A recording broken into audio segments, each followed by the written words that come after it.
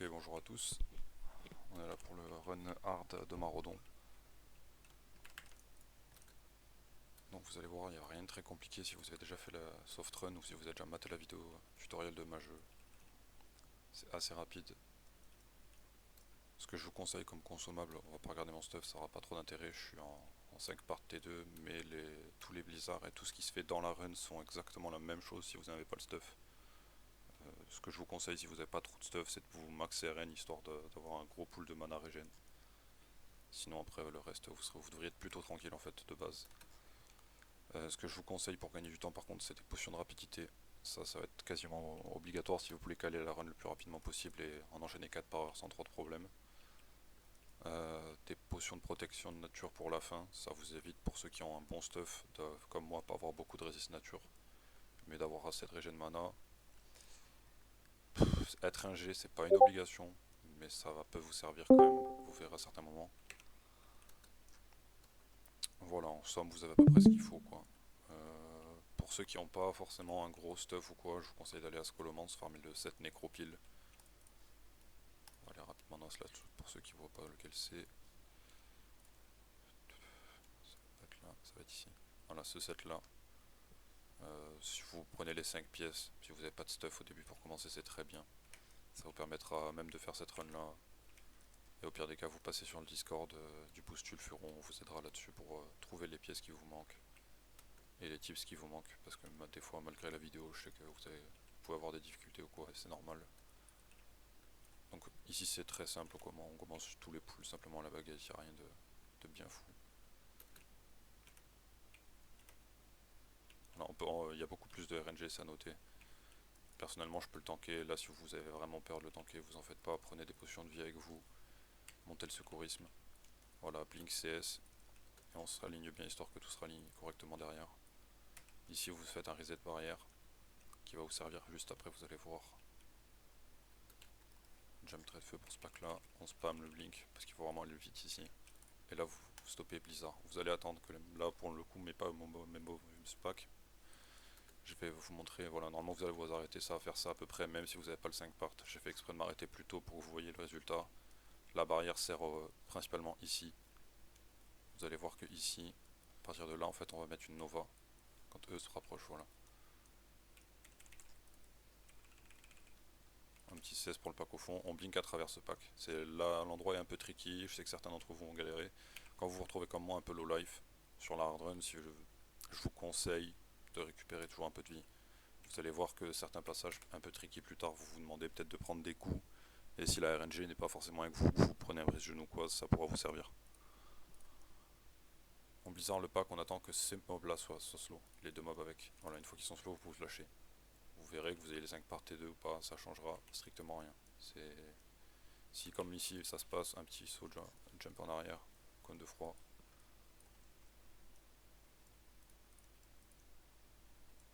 Il faut vous dire qu'en gros chaque RNG peut être contré euh, assez rapidement, mais il faut vite réagir. Là par exemple j'ai plus de bloc, il va falloir que je fasse attention tout le long de la run à pas prendre un CS ou pas trop me coller à un dimmer trop don. Parce que si je prends un CS stun avant de faire mon reset, je peux potentiellement mourir instantanément en fait. Ici j'ai une très bonne RNG sur mes hydres, donc ça tombe bien, j'ai toutes les hydres d'un coup. Si vous les avez pas toutes, que vous avez peur au début, vous entraînez-vous sans les pulls toutes avec le temps, et moi particulièrement, surtout avec le stuff que j'ai pris en plus, je peux me permettre d'aller les chercher. Même si je prends quelques coups, je les tankerai et j'ai peu de chances de mourir. Mais pour vous au début peut-être que ça peut être un peu plus tricky, donc tapez un tout droit, vous prenez pas la tête avec les hydres. Je peux comprendre. C'est ici que ça va devenir tricky en fait. Il va falloir que systématiquement, comme j'ai fait juste avant, vous targetiez le premier mob que vous avez Blizzard. Une fois que lui vous l'avez target, s'il lui reste 2 secondes, vous lâchez, vous partez. Après c'est facile, vous faites un blink, Nova ici, vous avez vu. Celui-ci on va le trait de feu.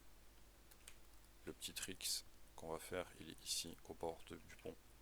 Vous allez coller le pont, vous allez spam votre CS, il va passer. Cela vous allez jump cone de froid, c'est histoire de ne pas perdre de temps pour le pack qui vous suit derrière. Un petit trait de feu sur le côté, on attend et on blink. Ça permet que voilà, les mobs vont commencer à se repacker légèrement. Tous les trajets que je vous montre, c'est les trajets les plus optimisés, c'est pas des trajets random, c'est des trajets qui vont vous permettre de gagner du temps et surtout de repacker un maximum vos mobs à des moments bien précis. Il y a des resets qui sont potentiels, donc la run elle peut monter, on a pu voir sur internet ou quoi, à 220 mobs. La réalité de la run, si elle monte à 290 mobs cette run là, si vous avez 0 reset, ce qui est quasiment impossible. Je vais vous expliquer plus tard pourquoi. Donc jusqu'ici pour l'instant vous faites de l'éco-mana, il n'y a rien de bien compliqué, ça devient le changement par rapport à la soft run est ici. Il faut absolument être sous barrière, faire log blink, on vient scaler ici, on évoque. On prend le plus de ticks d'évoque et dès qu'on voit voilà, les premiers diamorthodons, les premières titres s'approcher, on lâche, on nova. Et c'est là que personnellement j'aime bien voir l'ingénierie. Ça me permet de stun ici, d'avoir un petit moment de répit et que la nova de derrière en fait se break et rejoigne progressivement tout le reste. Si jamais vous faites pas ça en fait, vous allez commencer à créer un dépack dans votre packing d'avant. Arrivé à la moitié ici là, comme vous avez pu le voir, vous faites un blink instant, ça permet que les mobs ici continuent à vous suivre. Si vous êtes gnome, je crois qu'ici il vous faut une potion de nage libre, mais ça faudra voir avec les concernés. Personnellement je suis pas au courant. Là je profite un peu de mon extend de range, à savoir que vous pouvez le faire plus tôt ce blizzard.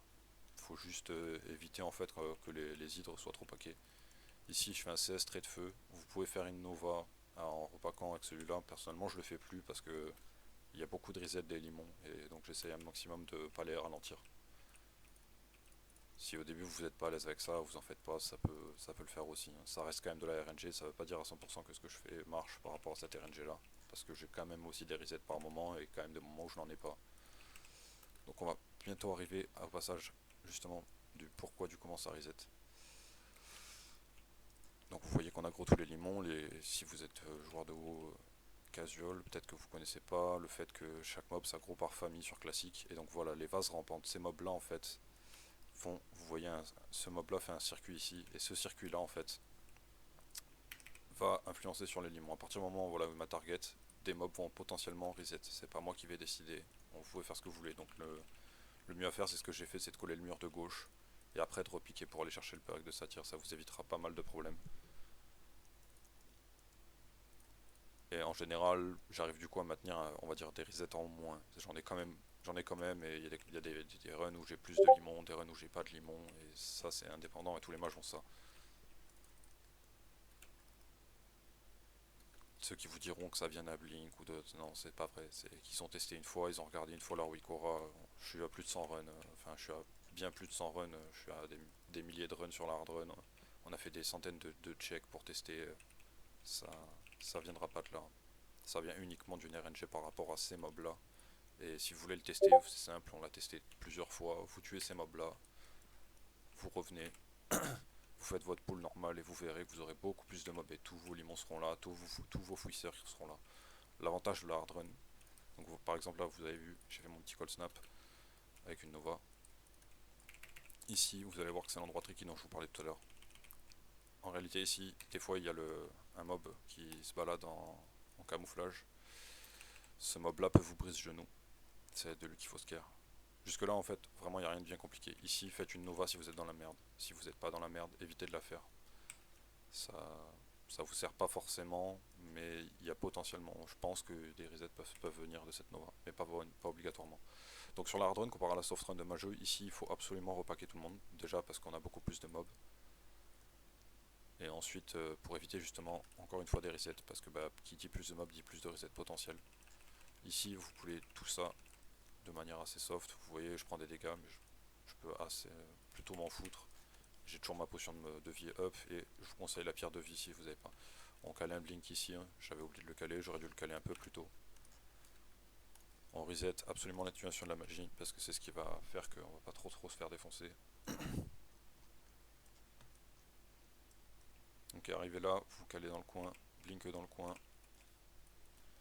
Ici pas besoin de spam le blizzard comme on voit sur certaines vidéos en bas pour tout repacker. Le packing va se faire plus tard, vous allez voir. C'est d'ailleurs applicable à la soft run aussi. Jusque là vous voyez il n'y a rien de bien compliqué.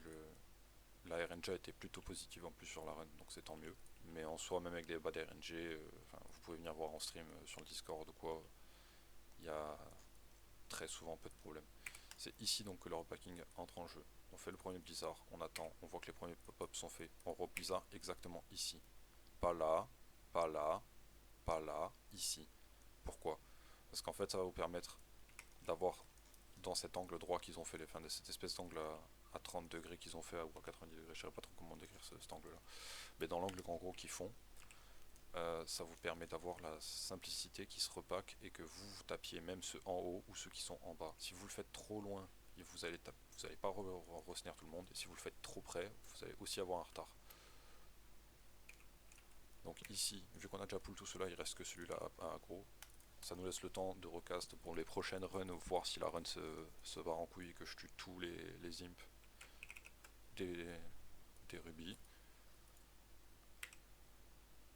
Là on lâche le premier secours et c'est parti en reblizzard. C'est pas grave, j'ai un mob sur moi, il n'y a pas besoin de stresser, même si vous faites gouge, mettez-vous dos, vous le prendrez pas. Nova ici, on blink, et à partir de là, faites attention à ce blink pour ça, si ça peut vous faire tomber. Mais une fois que vous l'aurez testé une ou deux fois, vous allez vite comprendre, c'est pas bien difficile. Il n'y a pas beaucoup de difficulté vraiment sur cette run, la difficulté vient quand la RNG pop. Donc quand on prend un stun CS, ça devient très vite compliqué. La grenade que je viens d'utiliser, c'était une grenade optionnelle, vous n'êtes pas obligé, vous attendez 2 secondes, vous tombez, vous allez prendre un peu de dégâts. Bon, on a eu un peu de pas d'RNG sur le pop, ouais, voilà, il y a 2 hydres qui m'ont tapé, ça se voit. En soi, vous aurez pu drop un peu plus tard. On spam le shield, histoire de se mettre bien, on se remet full shield. À partir de là, de toute façon, dans 99% de chances que je peux pas mourir, en particulier parce que j'ai le T2. Vous allez peut-être avoir plus de difficultés sur le premier packing, mais vous allez comprendre, en fait la technique ne change pas, c'est exactement pareil. C'est juste que comme vous avez plus de mobs, vous allez toujours devoir utiliser une règle qui est, on va dire, un peu fondamentale sans le 5 part. C'est le dernier doit devenir le premier. Mais au début, vous allez le voir, ça se passe. Donc la position à prendre, c'est exactement là où je suis. Pour la hard run. Pour la soft run, vous pouvez me mettre ailleurs. Mais ici, les ids ne vous tapent pas et les mobs font quand même le trajet comme ceci. Donc là, vous allez voir, voilà, les mobs sont des packs. La seule solution, c'est de faire un petit décalage en arrière, de reblizzard. Normalement, moi, ces mobs-là devraient être en train de se redépack si j'avais pas le 5 part. Les mobs du fond devraient commencer à courir vers moi. Il suffit juste de sauter ici. Vous sautez ici, vous remettez votre blizzard tranquillement, voilà. S'il y en a un ou deux qui passent, il n'y a pas de stress à avoir. Remettez votre shield, remettez-vous bien, et tout se passera bien. Vous voyez, là, ça m'arrive, il n'y a pas de problème, je remets mon blizzard. J'attends que les mobs se repackent. Une fois que le dernier, celui-ci, est devenu le premier, je change de côté et on recommence. C'est extrêmement simple. Le vrai endroit tricky du hard run, en plus, on va dire du pool et donc de la RNG dans le pool, c'est ce jump. Ce jump là, certaines races apparemment n'arrivent pas à le caler, donc j'ai pas encore vérifié si c'était ça, vraiment ça ou pas. Genre, j'ai pas. Vous pouvez utiliser Immorph, apparemment ça change pas, donc on va tester selon votre race, donnez-nous vos retours parce que je suis curieux de savoir quand même.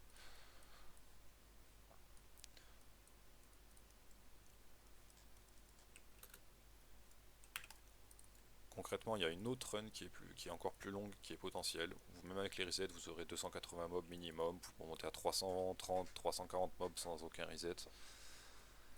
Euh, Personnellement, je la favorise pas celle-ci, pour la simple et bonne raison que cette run là n'est pas forcément rentable en XP ni pour les gens ni pour vous en gold, parce que vous allez perdre une idée dans l'heure. Donc en fait, même si vous récupérez une cinquantaine de mobs en plus, qui majoritairement en plus de ça ne sont pas élites, donc on rapporte moins d'XP,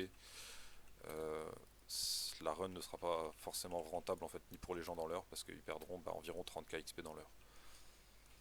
Donc là, on ne peut pas encore voir combien de mobs j'ai tué. Il reste quoi? Il reste ça là-haut. Je vais aller le chercher.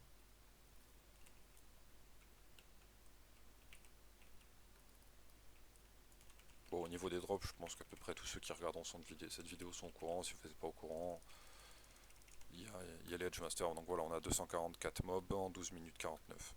Ce qui est plutôt mauvais en réalité par rapport à mes habitudes.